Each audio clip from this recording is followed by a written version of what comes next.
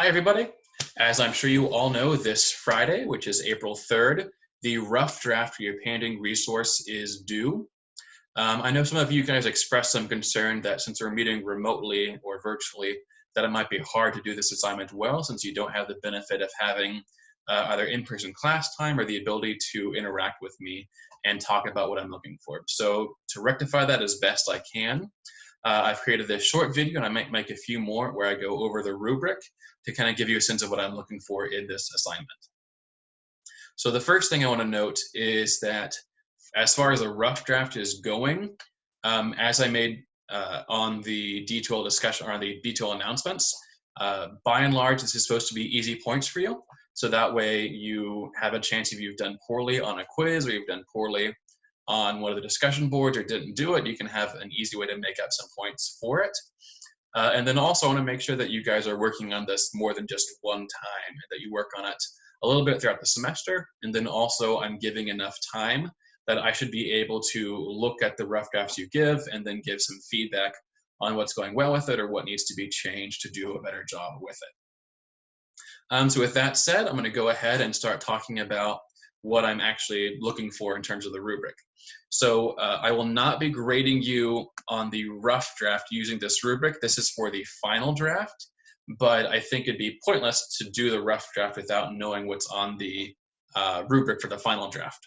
So I'm not going to be counting off if you don't have every single thing on here. It's have you made a good faith effort to start this process? Have you thought about what it's going to look like? Have you thought about what information you're going to use? Do you have a way of showing what sources you're going to have and how you're going to integrate them into the topic or into your website or into your infographic? So without further ado, let's get started. So the first thing is you need to have scholarly citations. So those peer-reviewed articles that you just found embedded throughout the website or infographic, whatever other kind of format you use. If you don't do that, you will receive a severe point deduction. All right, the point of this assignment is to make sure that you have research-based parenting tips. So it's not just your opinion or your own beliefs or what you think a parent should do, but the recommendations are based solidly and backed up in empirical research and in parenting science. So that's the first thing, and that you have to have throughout it. If you don't do that, if you only have non-peer-reviewed citations, so you cite an article from the Huffington Post or you cite a website from Psychology Today, you will not receive credit for those as peer-reviewed references. You're perfectly free to use them if you want to, and that's totally fine to add extra references that somebody can look through, but you have to at least have 5 scholarly or peer-reviewed articles that you cite. Okay, and then for the specific aspects that I'm looking for. So the first thing is looking at the topic and background information. So I'm going to make sure that somewhere in it, at the beginning, you say what it is that you are talking about. What is your parenting resource about? So if it's necessary and makes sense, you should define your topic. So if you're doing something on parenting after divorce, you should say that. You should say what you're specifically looking at. You'll be looking at how to build a co-parenting relationship with your former spouse. And if there's important background information, this is where you'd put it. So you might have some statistics that say, you know, X number of parents get divorced every year, and here are some common effects that might have on children. So then after that, you need to make sure that you also have specific relevant information or recommendations for a parent. So if you have recommendations, they need to be factually accurate and appropriately cited. If you give a sufficient number of recommendations, but they are factually inaccurate, you won't receive credit for them. They have to be grounded and rooted in science and make sense. So if you'll notice here, it says the recommendations are sufficiently detailed and specific to be useful for a parent, and that there's an appropriate number of recommendations. So that is intentionally vague because depending on your topic, you might need more or less recommendations. And I didn't want to give a specific number if you need 3 to 5 recommendations, because some students might interpret that as being, you know, 3 short bullet points and those are the recommendations, where somebody might say 3 recommendations and they give, you know, fairly in-depth examples of what they're doing. So it's kind of up to you on what that looks like, but it needs to make sure that you have enough recommendations that would be useful for a parent to have, and that the recommendations you do include are sufficiently detailed that they could be useful for a parent. And then in a future video or later in this video, I'll go through some examples of people who did a good job with this, so that way you can see what I mean by specifically detailed. So you can see this is 30% of the grade so far is, do you describe what you're doing? Do you have good recommendations for it? And then another 20% is, have you included scholarly sources or other sources? So you need to provide the source that you're using, so that's the references. And you need to cite specific relevant studies in your topic. So you could include a quote from something, you can include relevant findings, just whatever makes sense for the context that you're doing. If you are doing it, then make sure that, just like in the scholarly literature review, that you describe the findings adequately.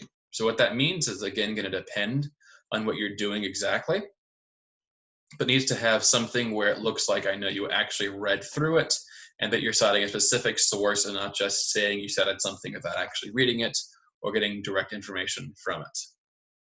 And if you do include other resources, so I mentioned like Psychology Today or the Huffington Post or something along those lines, I said the Huffington Post because a student did that last semester, then you should have an indication of why you're citing that. So for example, for more information on this topic, read an article here. So you can see about half of your grade comes from this right here, these first three parts. After that, about 30% of your grade is aesthetics. I am not a visually oriented person, and so I'm not a huge stickler for it, but I want to make sure that what you do does look good and that it looks like you've put some thought into the layout of it and some thought into how things look. So I gave some examples of what I'm looking for with this. By and large, most students did receive full credit or almost all credit for this. People who had things counted off, they might have had colors that made it hard to read, and they might have had colors and fonts that were really small, or that the layout didn't make a lot of sense, where it was hard for me to follow their logic or their train of thought or what they were doing with it. So the aesthetics means the main thing is, does it look pretty good, and is it easy for me to follow and navigate? If I'm finding myself confused in what you're doing, then you might have some points taken off for that part of it. Okay, and then 10% are references. So this is just making sure that you do have 5 scholarly sources that are used throughout the text, and that you also have some type of reference section that uses APA formatting for it. Like I said, if you don't include 5 scholarly sources, you're going to have points taken off beyond just this 10%. So if you only have 4 scholarly sources instead of 5, you won't just have a 2-point reduction, this 10% part of it. You'll have a much bigger reduction in it later on. And then 10% is just language mechanics, which makes sure that you proofread it, you read through it, it is free of grammatical errors, it has the correct punctuation, there are no spelling errors in it, things like that. So this is the rubric I'll be using.